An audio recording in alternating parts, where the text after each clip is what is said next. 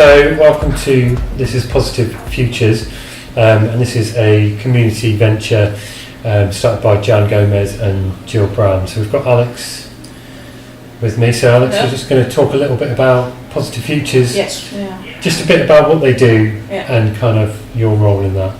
That's okay. Positive Futures is a sort of community interest company which assists people with mental health difficulties, learning difficulties, emotional difficulties, a variety of issues in the community which impact on people's mental health.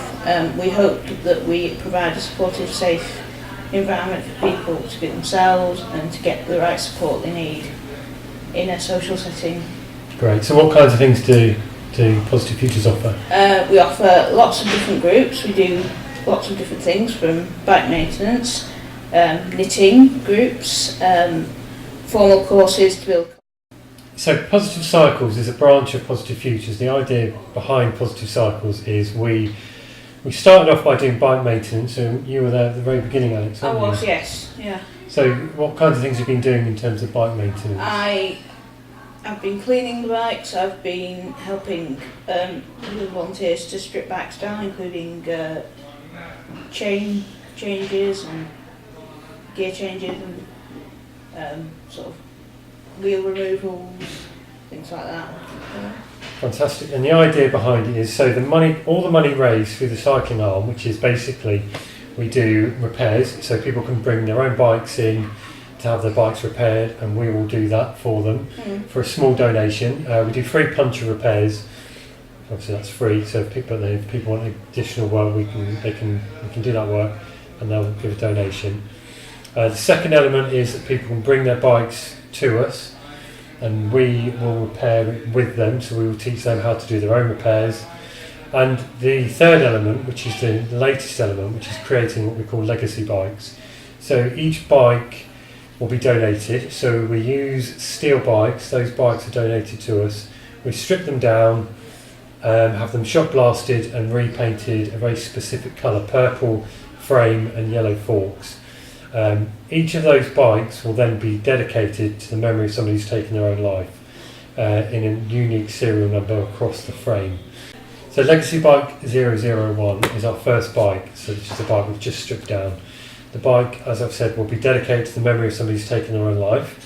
In this particular case, the bike is dedicated to a man called Keith, who took his own life back in 1991.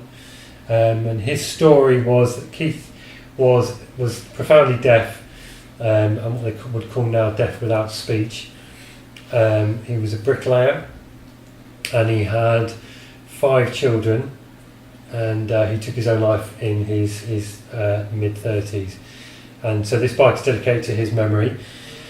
The idea behind that then is each bike is then purchased by a company or an individual to be displayed in an office somewhere, or in a head office, or in a shop, or anywhere that enables companies to generate the conversation about mental health. Specifically, we're working with men's mental health.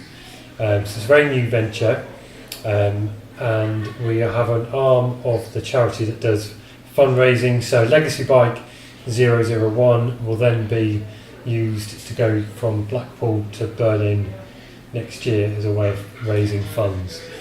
In terms of sponsorship, already we've had Trek, the multinational bike company, have donated lots of goods for our charity. So we've got Primal Clothing, who are reducing the cost of the clothing that we're going to wear from Blackpool to Berlin, and they're doing it for about half the price of how much that would cost normally. Anything else?